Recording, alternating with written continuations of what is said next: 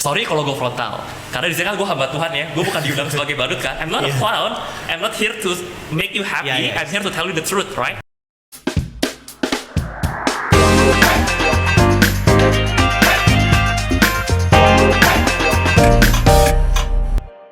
Nah tapi buat orang atheis, kadang-kadang tuh mereka mikir gimana gue mau menyerahkan semuanya sama Tuhan kalau gue aja nggak bisa ngerasain Tuhan. Oke, that's good point. Ini klasik sih. Susah gitu. Iya. Jadi dari zaman dulu, zaman filsuf kita dulu, I think kan biasa kita ngomongnya, gue pikir, tapi semakin zaman modern tuh ngomongnya udah feeling. Gue rasa gitu kan. Cuma gini, orang-orang yang merasa bahwa mereka, ya gimana gue nggak ngerasain Tuhan ada gitu. Oke, mungkin penjelasan lu real, masuk akal, gue nggak bisa bantah. Tapi mana? Gue nggak ngerasain Tuhan hadir dalam hidup gue kok, ibaratnya gitu kan. Mereka kan merasa kayak ada nggak ada Tuhan kayak sama aja. Yang penting dia tetap berjuang sendiri gitu. Paham? Gampangnya gini, itu karena mereka belum benar-benar punya personal relationship sama Tuhan. Mereka nggak punya satu hubungan pribadi yang personal relationship sama Tuhan. Gini deh, jangankan orang-orang ateis, orang-orang yang udah Kristen aja, jangankan orang Kristen deh, orang-orang yang udah Kristen dan rajin pelayanan, belum tentu loh punya personal relationship sama Tuhan. Gue kasih contoh gini, Matius 7, 22-23. Oke, pada zaman akhir banyak orang akan berseru Tuhan, Tuhan. Ya kan, pada dengar ya, aku bernubuat demi namamu loh. Aku mengusir setan demi namamu loh. Aku mengadakan mujizat menyembuhkan orang demi namamu loh. Dan Tuhan bilang apa? Sorry, gue gak kenal kamu. Nyahlah kamu pembawa pertanyaan gue. Lu pernah ngusir setan gak? Gak pernah kan? Pernah nyembuhin orang gak? Gak pernah. Pernah mujizat gak? Ini orang pernah loh. Mereka juga bukan cuma pelayanan liturgis, jadi singer, WL, pemusik. Pelayanannya luar biasa. Nyembuhin orang sakit, ngusir setan, ngadain mujizat. Tuhan bilang apa? Gue gak kenal lo. Atau ya kalau bahasa gaulnya gitu ya, God be like lu gue. Gak hubungan apa-apa gitu. Siapa lu? Makanya karena kata kenal dalam bahasa Yunani ya dikali kata ginosko. Ginosko artinya gue punya satu personal relationship. Sama kayak gue bilang, oh lu kenal Jokowi gak? Oh gue kenal. Gitu kan, gue tahu Jokowi presiden. Jokowi kenal lu? Enggak, lu gak punya personal relationship sama Jokowi. Tapi ketika istrinya bilang, gue kenal Jokowi. Oh, dia punya personal relationship sama Jokowi sebagai suami istri. Nah ketika lu bilang, gue kenal Yesus. Yesus tuh ya Tuhan di agama gua, ya itu dia. Yesus cuma Tuhan di agama lu, atau Yesus benar-benar udah jadi Tuhan di dalam hati lu. Lu benar-benar punya personal relationship gak sama Tuhan? Kalau lu gak personal relationship, lu mau rajin pelayanan kayak apapun, ya lu gak akan bisa ngerasain Tuhan. Kenapa? Tuhan bilang, gua gak kenal lu cuma pelayanannya apa sih di gereja? Ini pelayanan luar biasa, ngusir setan, nyembuhin orang luar biasa sekali. Tuhan gak kenal dia. Karena yang penting apa? Bukan cuma soal setelah akal budi kita dirubah sama Tuhan. Kenapa sih Tuhan mengubah akal budi kita? Supaya kita bisa punya personal relationship. Tadi kan kalimatnya Roma 12 ayat 2. Berubahlah pembaharuan budimu supaya engkau tahu apa yang baik dan yang gak baik, apa yang berkenan di hadapan Tuhan, apa yang gak berkenan di hadapan Tuhan. Sama kayak suami istri deh. Kalau lu mau nyenengin pasangan lo, apa yang pernah harus lu lakukan? Lu harus kenal dia. Apa yang dia suka, apa yang dia gak suka, right? Kalau lu kenal dia aja kagak tahu apa yang dia suka, kagak tahu apa yang dia nggak suka, bagaimana lu mau menyenangkan dia? Nah sekarang gue mau ngerasain, gue mau hidup ngalamin Yesus, ngalamin Kristus. Tapi lu aja nggak kenal dia, lu nggak tahu apa yang dia suka, apa yang dia nggak suka. Yang lu cari, lu cuma Tuhan, gue mau lu jaga rumah gue ya. Tuhan mau lu berkatin kesehatan gue ya. Lu cuma cari Tuhan buat apa yang lu mau. Lu nggak pernah cari Tuhan buat cari tahu apa yang Tuhan mau. Tuhan tuh jadi kayak toilet. Gitu. Itu dia. Kita ke toilet kalau pas lagi kebelet. Itu dia. Ya kalau bahasa lebih halus gue vending machine lah. Banyak orang pernah kontak sebagai vending machine ke Tuhan. Gue masukin koin doa, lu keluarin nih jawaban doa gitu, lu keluarin berkat ya. Come on, God is not your vending machine. God is God. You are not. So let God be God. Kalau lu mau benar-benar mengalami Tuhan dalam kehidupan lu mau ngerasain Tuhan. Tadi gue bilang pertama attitude, lu harus tahu posisi lu. Siapa yang Tuhan, siapa yang bukan. Jangan kebalik. Jangan lu berasa bahwa lu Tuhannya dan Tuhan cuma babu lu. Ya lu gak pernah ngerasain Tuhan. Iya. Tapi kalau lu mulai memposisikan diri lu dengan benar, Tuhanlah sang Tuhan. Tuhan gue cari lu buat cari apa yang lu mau, bukan apa semata-mata apa yang gue mau. Lu baru bisa ngalamin Tuhan di sana. I see. Terus kalau menurut lu gitu ya, lebih susah nginjilin orang ateis atau orang yang beda agama gitu? Kan lu sebagai yang Tuhan yang fokusnya di misi ya. Nah ini yang sering salah kaprah nih. Ini yang membuat banyak terjadi permusuhan antar agama karena merasa oh kita harus menginjilin orang nih, kita harus mengkristenisasi orang dan seterusnya. Padahal kalau perhatiin amanat agung Yesus bilang, karena itu pergilah jadikanlah semua bangsa muridku gitu ya. Terus Tuhan manggil kita untuk jadi apa? Jadilah saksiku dari Yerusalem, Yudea sampai ke ujung bumi. Kita mau jadi saksi loh. Saksi itu apa sih? Kalau di dalam sebuah pengadilan, dalam sebuah court gitu ya, ada hakim ya. Terus ada pengacara, ada jaksa, nah, sama ada saksi, ya sama ada terdakwa gitu kan yang mau dihukum gitu. Apakah Tuhan suruh kita untuk jadi hakim? Ketemu orang, lo gak percaya masuk neraka lo gitu kan? Come on, hari gini masih panggilan kayak gitu gimana gitu? Lo gak percaya masuk neraka, lo mau hakimi banget, orang udah langsung defensif. Oke. Kita juga nggak dipanggil Tuhan buat jadi pengacaranya Tuhan. Ada orang yang hina-hina Yesus, oh kita keluar bela. Yesus nggak boleh dulu hina-hina, anak aja Tuhan gue lu hina, oh kita belain Yesus setengah mati gitu kan. Kalau gampang gini, lu tau gak? Bagaimana cara terbaik untuk membela singa yang ada di dalam kandang? Ada singa di kandang dikerjain, dipok-pok, ditusuk-tusuk gitu kan. Gimana cara belain singa itu? Tarik itunya, yang ngejahatin singanya. Oh enggak apa, lu buka aja kurungan singanya. Let the lion defend himself. Iya kan, lu gak butuh defend the lion. Oh jangan kerjain dong itu singa, kasihan, gak usah. Lu buka aja kurungannya. Let the lion defend himself. Ini juga sama. Tuhan gak pernah minta kita bela-belain dia. Let God defend himself. Tuhan aja gak pusing, gak takut dia dihina-hina. Kok lu yang pusing mau bela-belain Tuhan gitu kan? Kita gak dipanggil jadi hakim, kita gak dipanggil jadi pengacara, kita juga gak dipanggil jadi jaksa. Kerjaan untuk orang, ayo lu cepetan percaya Tuhan, mau mati masuk neraka dan seterusnya. Enggak juga kan? Iya. Kita pengen jadi apa? Jadi saksi. Apa yang saksi lakukan di tengah pengadilan? Witnessing. Dia menceritakan apa yang dia lihat, apa yang dia dengar, apa yang dia rasakan, apa yang dia alami di tempat kejadian perkara. Ketika kita ngomongin tentang nginjilin orang, itu bukan soal gue mengkristenisasi lu, gue mendefend Tuhan gue dengan berbagai apologetika, terus gue berusaha untuk menghakimi lu, memprosecute lu sebagai jaksa, ayo lu tobat. Lu dipanggil untuk jadi saksi, lu ceritain, sejak gue terima Yesus, ini lo yang gue alamin, ini lo yang gue rasain, ini lo yang gue lihat, ini lo yang gue dengar. Dan kalau lu memang udah punya pengalaman pribadi sama Tuhan, lu punya kesaksian yang luar biasa, lu cerita sama orang juga kepengen kenal Yesus lu. Yang jadi masalah adalah kalau lu gak pernah punya personal relationship sama Tuhan. Lu gak pernah punya personal experience, gak punya pengalaman. Ya lu selama dicari Tuhan cuman nyuruh Tuhan jadi babu lu, bukan lakukan apa yang Tuhan mau, gimana bisa punya pengalaman? Lu gak punya pengalaman, gimana lu bisa bersaksi? Lu gak bersaksi, bagaimana lu bisa mengenalkan Kristus kepada orang? Tapi mungkin gak, misalnya kita share nih pengalaman kita seperti setelah kenal Yesus gitu ya. Just ada orang yang pengen punya personal relationship juga with God, dan mereka coba segala cara, tapi bertahun-tahun mereka tuh kayak feel nothing. Nah gini bro, itu gue udah ngalamin. Jadi gue sama Tuhan, gue plan marketplace, bukan di bawah naungan gereja tertentu. Gue punya staff, gue punya karyawan. Mereka tahu gue stresnya kayak apa dan seterusnya. Masalah gue sangat-sangat banyak, lebih banyak dari masalah mereka. Tapi mereka lihat gue, how I deal with stress, how I deal with problems, how I give solution, how I deal with a lot of troubles. Dan suatu hari sebenarnya ada karyawan gue yang samperin dan bilang, kok bisa sih? Dia bilang, masalah gue tuh banyak banget pak. Dan gue tau masalah tuh jauh lebih berat dari gue.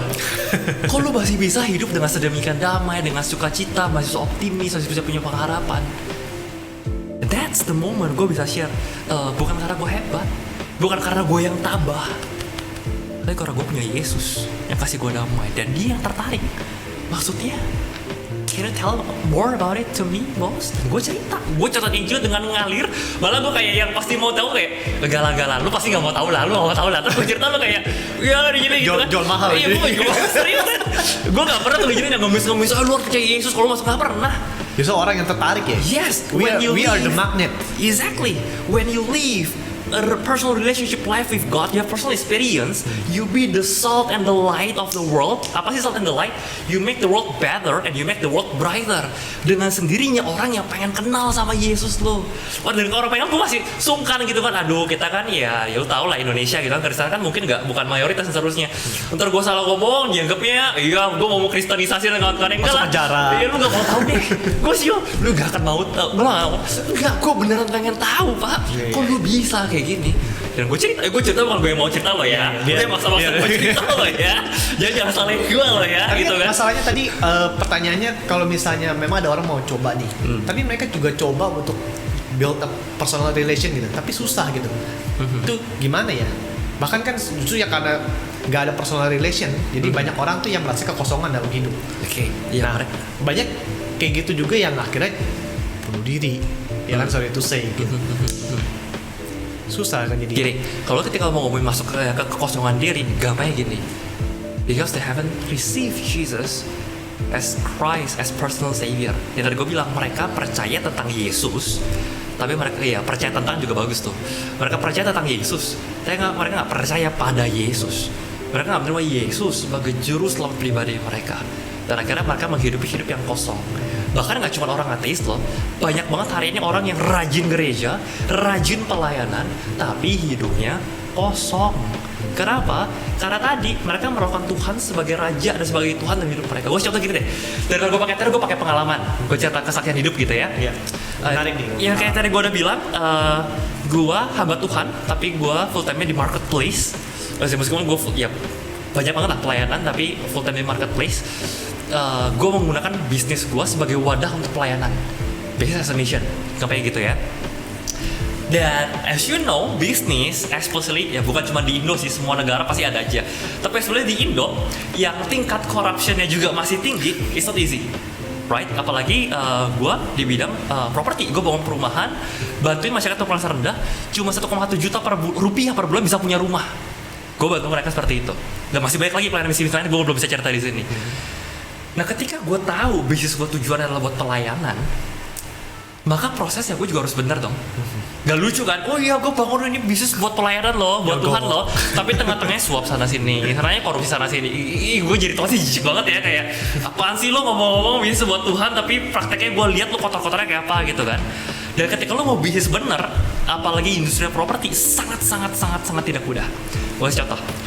Waktu gue sempat mengajukan kredit konstruksi dari bank. Ke bank gue gak sebut merek banknya lah.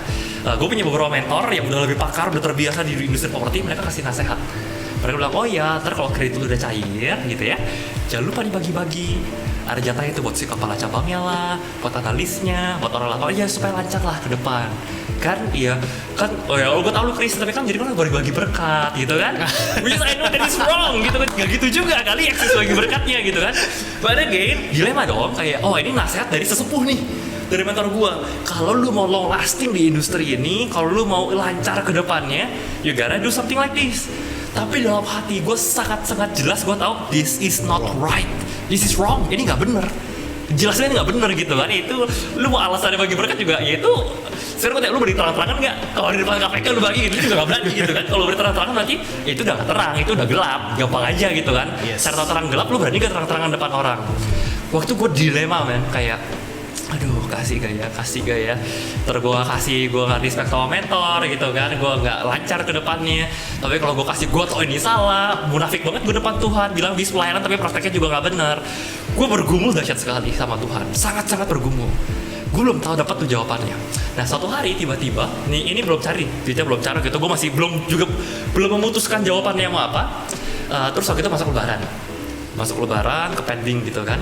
Selesai lebaran tiba-tiba kepala cabangnya diganti, dimutasi apa rasanya gue nggak tahu apa, ganti kepala cabang baru. Kita udah pasti wah ntar analisnya ulang lagi dong, lama lagi dong, kayak bad thing happens gitu kan. Tapi udahlah, kita maju ketemuin kepala cabangnya, mau delay ya apa boleh buat gitu kan. Soalnya gue udah dikejar kontraktor dan seterusnya. Ketemuin kepala cabang yang baru, dan kepala cabang baru bilang, pertemuan pertama nih, kau masih muda dan saya cuma mau hadir satu pesan. Pokoknya sama saya ke depan mau kayak apapun saya nggak mau terima ya. Nih ada uang di meja, di bawah meja, gue mau terima plok-plok. Pokoknya lu masih muda, gue tahu karir lu masih panjang. Selama lu performance-nya bagus, lu tekun, lu setia, bayar rutin segala macam, ganggu. Pokoknya performance lu bagus, prestasi lu bagus, hubungan kita jangka panjang sama pasti bagus. Lu nggak usah pusing. Dan dia ngomong itu bukan cuma berdua sama gue, di depan staff-staffnya dia, karena dia yang istilahnya bakal banyak urusan sama proyek gue. Yang kalau mau minta gini-gini ya, ini yang paling banyak lah opportunity-nya gitu buat ambil ya, karena dia banyak bolak-balik gitu. Dia ngomong di depan karena dia, pokoknya sama saya nggak mau terima gini-gini. Amazing gak? Gue bahkan belum mutusin lo Tuhan, gue gak pengen. Tapi gue juga belum bulat ambil keputusan. Iya, gue gak mau praktek-praktek kayak gini. Gue masih dilema gitu kan.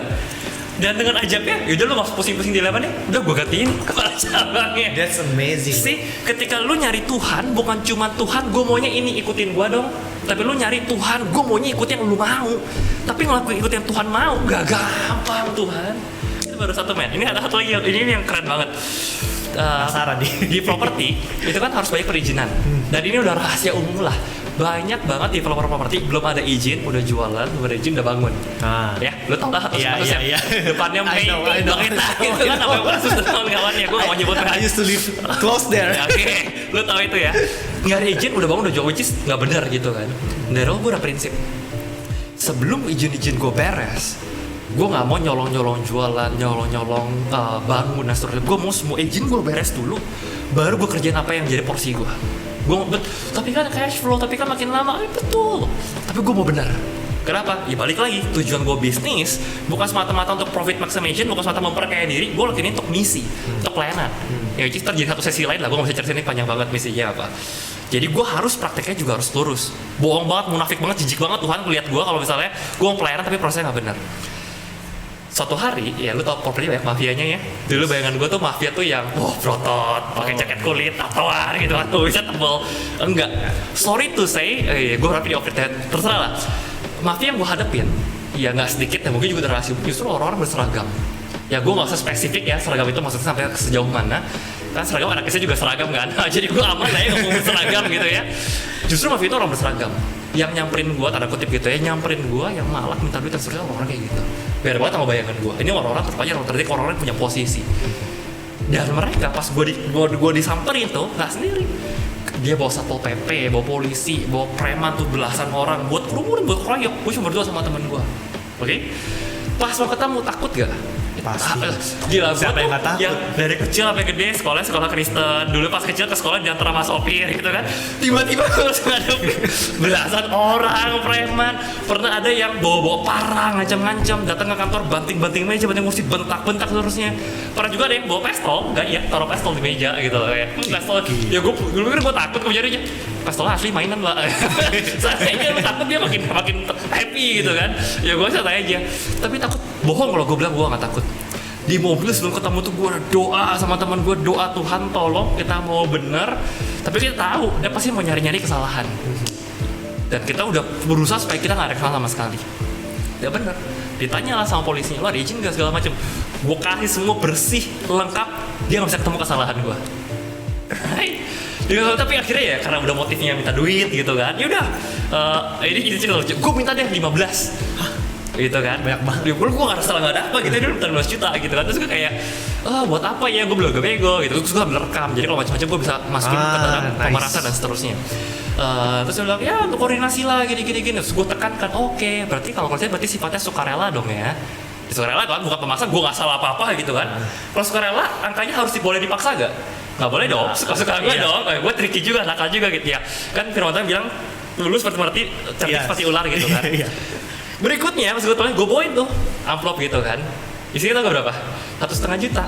Ya paling 15 ribu juta tuh ya, dia gak 15 juta, dia bilang 15 kan.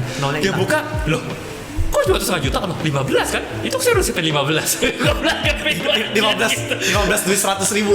Buat gue 15 itu 1,5 juta gitu. 15 100 ribu gitu kan. Gue bisa, maksudnya dia gak bilang 15 juta. Dan lagian karena gue gak ada salah, ya ini gue sukarela loh, kasih loh. Lu gak terima, ya berarti gue gak perlu pemerasan. Tapi ya sebagai sukarela, ya udahlah, koordinasi gitu kan, bagi-bagi rezeki, cincai lah, segitu gitu loh. Tapi kalau gue maksa, gue gak bisa, karena gue benar. Nah, lu tahu gak sih ketika gue ketemu sama orang itu yang tadinya super ketakutan, bisa sampai dengan tenang, dengan damai ngomong, berani nego kayak gitu dan seterusnya. Kenapa? Karena gue udah mikir, seburuk-buruk worst case yang terjadi apa sih? Ya gue dibacok, jebret, gue ditembak, dor, gue mati. Gitu kan, itu the worst case happen lah ya, udah gak ada lebih buruk dari itu. Saya kalau gue mati, gue masuk surga, which is very very good ending. Tapi gue mati, mereka masih bisa dapetin duit. Ya enggak lah, gue kayak arti berjalan mereka gitu kan. Jadi kalau gue kenapa-napa gue mati, yang rugi siapa? Mereka juga. Ya mereka, gue untung gue langsung masuk surga kok, hidup bahagia bersama Tuhan selama-lamanya gitu kan. Pilih yang berafter, gak usah pusing lagi dan kawan-kawannya ngurusin mafia, stres di dunia dan seterusnya. Itu amazing man. Ketika gue menaruh pengharapan gue pada Kristus, Dan gue ngadepin orang-orang gitu, gue tahu gue bener, gue tahu orang Kristus. Pas gue ketemu tadi, gue super ketakutan, bahwa tiba-tiba ada damai yang gue nggak bisa jelasin mengalir dalam hati gue, dan gue bisa deal with them. Dan gue juga masih tahu diri, gue masih ngomong sesopan mungkin. Mereka mau bentak-bentak kok gimana juga, gue masih ngomong dengan tetap humble, tetap sopan, nggak perlu gue hina. Tapi ya karena jaga attitude ya. Oh iya dong, karena orang kayak itu kan kadang mikirnya belakangan, mikirnya pendek. Udah door duluan, pas tuh ya baru nyesel gitu kan, telat. Ya gue juga berusaha untuk tidak bodoh gitu. Gue juga harus bijak, gue harus self control. Terserah lu hina gue, terserah mau intimidasi bentak-bentak gue gimana. Yang penting gue tahu gue lakukan benar, gue nggak ngelanggar aturan, gue lakukan untuk Tuhan. Dan ketika lu tahu lu benar, lu doa minta Tuhan tolong, lu confident. Banyak orang di bisnis minta tolong Tuhan berkatin, mereka nggak confident Tuhan berkatin. Kenapa? Karena ada guilty feeling. Karena mereka tahu, aduh di bisnis sebenarnya gue nggak bener nih. Jadi kalau gue doa minta Tuhan tolong, Tuhan bakal tolong nggak ya? Ya kalau gue nggak bener, gimana Tuhan bakal tolong?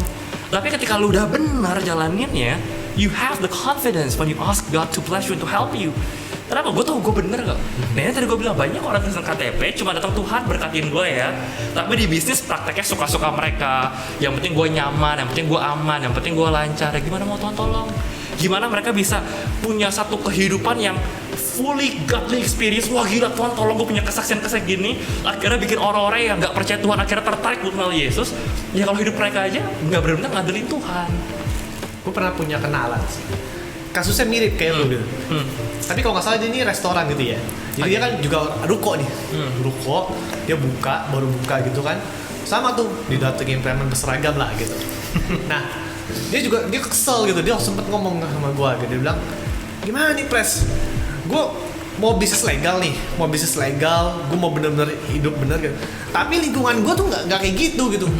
Kalau gue nggak ini, nanti di foto todongin apa pajak tinggi banget apa segala macam. Jadi gue mau hidup juga jadi susah katanya.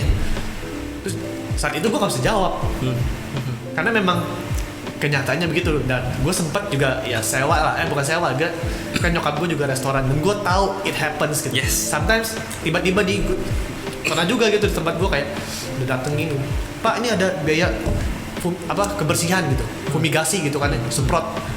Kapan semprotnya? Gue di situ tiap hari gitu kan. Waktu itu pas gue waktu gue lagi fokus, gue di situ tiap hari gitu. Kapan semprotnya? Ada di sekolah. Terus gue tanya nyokap gue, kamu nggak ada semprot? Nggak ada gitu. Pak saya nggak bayarnya gitu. Orang nggak ada semprot gitu. Oh ntar saya laporin.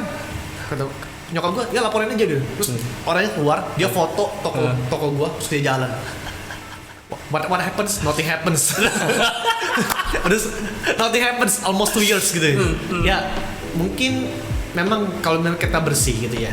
Ya itu juga pesan buat teman-teman yang nonton gitu nanti. Kita nggak usah takut sih memang. Pasti akan ada jalannya. Itu gue relate banget sih. Misalnya gue proyek ya, gue masukin alat berat nih, masukin dozer, masukin beko, apa sih, ekskavator gitu ya. Ada tuh orang-orang, Pak, uang keamanan. Gitu kan, proyek gue aman-aman aja. Ya justru kalau gue nggak mereka yang bikin nggak aman. Iya. Itulah Indonesia. Luar biasa. Karena kemarin gue parkir nih di perumahan gitu kan. Gue parkir di perumahan. Pernah dengar gak lu parkir di perumahan, lu harus bayar 20.000 di perumahan di daerah Grogol situ. Gue bilang, ini harus bayar segini. Ya bener aja kan, baru pertama kali saya denger, iya waktu itu sempat ada spionnya hilang. Nah kemarin tuh lagi hujan deras banget tuh, sore-sore. Mungkin gue gak tahu di sini hujan atau enggak. Tapi gue kayak udah males debat gitu kan. Udah bayar, ibaratnya bayar parkir. Emang itu bukan nyogok sih. Kan gue juga gak buat apa-apa. Terus gue dalam hati mikir, ya spion hilang lu juga orang-orang yang ngambil gitu. Ya, betul. Nah terkadang pergumulan-pergumulan kayak itu real loh. Itu beneran ada dihadapin sama orang-orang Kristen yang mau taat sama Tuhan. Tapi mereka dihadapkan dengan lingkungan situasi kayak gini. Ujian seperti itu ya. Yes, dan which is itu bisa jadi satu sesi berikutnya lagi. Gue nggak bisa di sini. Tapi kalau in short yang bisa gue kasih share lah untuk singkatnya gitu ya, supaya kita nggak off topik Christianism. Balik lagi, tujuan bisnis lu buat apa? Tujuan bisnis lu cuma buat semata-mata profit maximization, atau lu berusaha bagaimana lo bisnis lu bisa gunakan bisnis lu untuk kemuliaan Tuhan. Nah masalahnya kenapa banyak orang yang gue bingung nih dilema dengan masalah gini-gini dan bingung ambil solusinya apa? Karena gampang, objektif mereka adalah profit maximization. Bukan. Ya kalau gue jelas tujuan gue bukan profit maximization, tujuan gue udah glorifying kan. Mau gimana pun, sekalipun gue harus rugi, harus mati, harus tutup dan kawan-kawannya, gue akan memilih jalan yang benar. Nah, balik lagi ke motivasi awal, balik lagi ke tujuan awal. Kenapa lu mulai bisnis? Salah gak sih bisnis mau nyari duit? Gak salah. Tapi yang salah adalah, yang salah adalah ketika uang udah jadi your master, and Tuhan itu jadi your servant. Kebalik, harusnya uang itu jadi your servant, and Tuhan jadi your master. Do you know that money is a good servant, but a terrible master? Right? Makanya firman Tuhan bukan uang akan segala kejahatan loh, cinta akan uang. Ketika lu udah treat uang sebagai your master, lu kerja pokoknya ujungnya adalah untuk uang dan uang. Ya makanya gue bilang bahwa use money to love people, because when you love money, you begin to use people. Jadi balik ke motivasinya. Tujuan bisnis lo buat apa? Jadi kalau tujuan bisnis lo jelas, Tuhan, gue maunya bener, despite apapun yang terjadi, sekalipun gue harus rugi, tapi gue percaya Tuhan, lu jauh lebih besar daripada semua masalah gue. Gue percaya bahwa Tuhan, you are my source of income, bukan pekerjaan gue. Di firman Tuhan, ya gue nggak siapin ayatnya. Firman Tuhan kalau nggak salah di Pengkhotbah dia ada bilang, Ecclesiastes, bener ya Pengkhotbah ya, dia bilang bahwa, tahu gak sih lo, berkat lu kalau hari ini bisa punya uang, bisa punya rezeki itu dari Tuhan. Kedua, lu punya ability to make money itu juga dari Tuhan. Jadi bukan cuma your money comes from God, your ability comes from God. Dan yang ketiga, kemampuan lu untuk menikmati uang yang lu hasilkan itu pun dari Tuhan.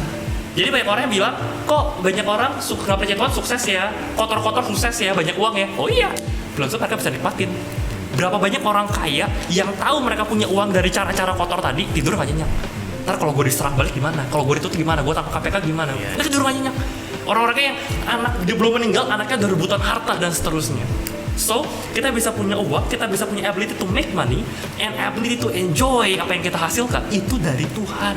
Jadi kalau lu sadar, God, you are the source of my income, not my job, not my occupation, not my business, maka lu bisa treat the business well. Sekalipun bisnis gue kenapa-napa, karena gue bener, tenang aja. Tuhan bukain jalan, pintu tutup, Tuhan bukan pintu yang lain. Kenapa?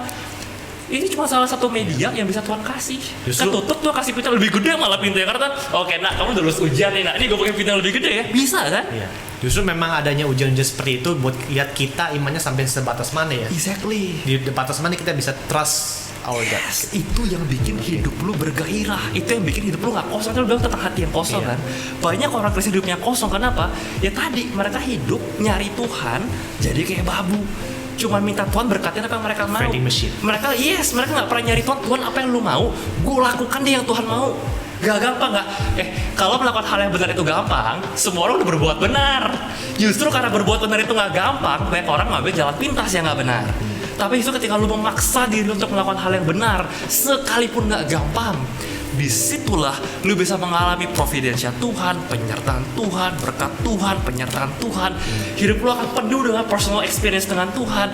Lu lagi susah mau nyari Tuhan kan, Tuhan, aduh lu paling tau lah, kalau gue udah kayak gini bakal gak lancar ke depannya, karena gue sangat-sangat butuh lu Tuhan. Makanya Paulus bilang, justru dalam kelemahan kita lah kuasa Allah nyata sempurna. Kalau lu cari Tuhan cuma buat yang nyaman, yang aman, yang enak, lu gak merasa diri lu lemah, lu gak merasa diri lu terpojok, lu gak butuh Tuhan, lu gak akan punya personal relationship yang kaya sama Tuhan. Lu gak punya personal experience, iman lu ya gitu-gitu aja. Lu gak bisa jadi saksi hidup dan membuat orang tertarik sama hidup lu. Tapi gue puji Tuhan sejauh ini, gue gak pernah merasa hidup gue, aduh rohaninya kering ya segala macam. Kenapa? Gue tahu apa yang gue lakukan itu untuk Tuhan. Gue selalu tanya Tuhan, apa yang lu mau, bukan apa yang gue mau. Dan seringkali, aduh Tuhan, seriously yang lu mau gak ada yang gampangan gitu dikit Tuhan. Sekali-kali kompromi lah gitu kan. Tapi ketika, oke Tuhan gue pilih untuk setia, gue lakukan apa yang benar. Tadi gue bilang, orang pun yang gak percaya, bukan ateis malah, udah agama lain gitu kan, bisa samperin dan, hey I want to know your Jesus. Dan gue jauh mana lagi gitu kan, ya kapan lagi. Jadi mulailah dengan jadi saksi. Saksi gimana? Mulai lu punya hidup yang benar di hadapan Tuhan. Jadi omong kosong lah Christian atheism. Ya lu apa bedanya sama iblis? Lu bilang lu Kristen, lu percaya Yesus, tapi hidup lu gak benar. Kalau percaya Yesus, sorry lu lebih mirip iblis yang tadi gue bilang, dibanding orang-orang yang ateis sekalian. Ya. Bertobatlah orang-orang yang yes, bertobatlah. Bagus. Jadi jangan cuma KTP ya. Gue bahkan bisa bilang bikin yang bukan hamba Tuhan suruh orang bertobat gitu kan, sama gue suruh orang bertobat gitu kan. Bagus. Cocok jadi hamba Tuhan. Terakhir nih, ada nggak kalimat penutup gitu buat kita atau orang yang nonton gitu kan, yang penasaran tentang Christian atheism gitu? Boleh. Gue kan tuh ilustrasi. Oke, ilustrasinya begini. Suatu hari ada seorang ibu-ibu gitu ya, dia pelihara anjing di rumah anaknya, tapi mamanya nggak senang sama anjingnya. Jadi kalau anaknya di rumah ya udah, anak lagi pergi juga ditendang, disiksa, ya di abuse lah gitu kan, dog abuse. Nah suatu hari, ya, ceritanya mereka tinggal di pegunungan gitu, pegunungan salju. Suatu hari mamanya lagi keluar rumah, tiba-tiba hujan salju turun, mamanya lagi balik, ngeliat ada lubang ke depan salju, kejeblos ke lubang. Mamanya udah dekat rumah tuh, dari belakang rumah gitu kan. Mamanya teriak-teriak, ayo dong, tolong, nggak ada yang dengar, lagi bersalju. Si anjing dengar, kata lo, ya pokoknya sih binatang peliharaan ini, si anjing ini dia dengar, dia keluar rumah gitu Kasih kan. nama anjingnya Shiro. Ya, si Shiro lah katakan. Nah si Shiro keluar nih, nyamperin si lobang itu. Nah, mamanya udah sana kedua, ada yang denger nih. Pas lihat, waduh, yang muncul Shiro lagi, si anjing yang sering gue siksa gitu kan. Udahlah, hopeless lah, bokil lah, udah gak ada harapan lah gitu kan. Anjingnya gitu ya. Gitu kan. Terus anjingnya lari lagi masuk ke rumah, terus gigit-gigit celana dari bapak sama anaknya, suruh nyeret, suruh ikut. Bapak anaknya bingung dong, ini si Shiro mau nyeret gue kemana gitu kan, diikutin lah. Dan anjing itu ternyata seret mereka ke tempat lobang di mana si mamanya terjatuh. Akhirnya mama itu bisa ditolong selamat. Sejak hari itu kehidupan mamanya berubah. Yang tadinya dia suka abuse si Shiro-nya, sekarang Shiro disayang-sayang, dipakein baju, dikasih minum susu. Begitu orang tetangga datang gitu ya, Shiro-nya dipanggung, wah nih anjing pinter loh, dulu dia pernah nyelamatin hidup saya loh, dan seterusnya. Nah, moral value dari kisah ilustrasi ini adalah orang yang udah benar-benar diselamatkan Tuhan pasti ada perubahan hidup. Itu ciri-cirinya. Jadi kalau lu merasa hari ini, lu setelah tadi gue ngomong ya bahwa lu Kristen, apa bedanya sama iblis kalau lu cuma percaya tentang Yesus tapi lu nggak believe in Jesus, terus lu meragukan apakah gue udah benar-benar selamat atau enggak, cara ngetesnya gampang. Apakah lu punya perubahan hidup atau enggak? Karena ciri-ciri orang yang udah benar-benar diselamatkan pasti ada perubahan hidup. Kalau lu merasa hidup lu setelah percaya Yesus sama nggak percaya Yesus sama aja, sorry. Gue really mengencourage lu untuk mikir ulang, doa lagi sama Tuhan, bertobat cari Tuhan, minta Tuhan masuk sekali dalam hati lu. Karena bisa jadi lu pikir lu udah selamat, tapi belum tentu lu udah benar-benar selamat. Itu dari gue. Oke. Thank you banget buat sharing-sharingnya, experience yang wah luar biasa banget. Terutama buat yang nonton juga bisa belajar banyak. Semoga video ini bermanfaat. Jangan lupa like, share, and subscribe channelnya Good News juga. See you on the next episode. Bye-bye.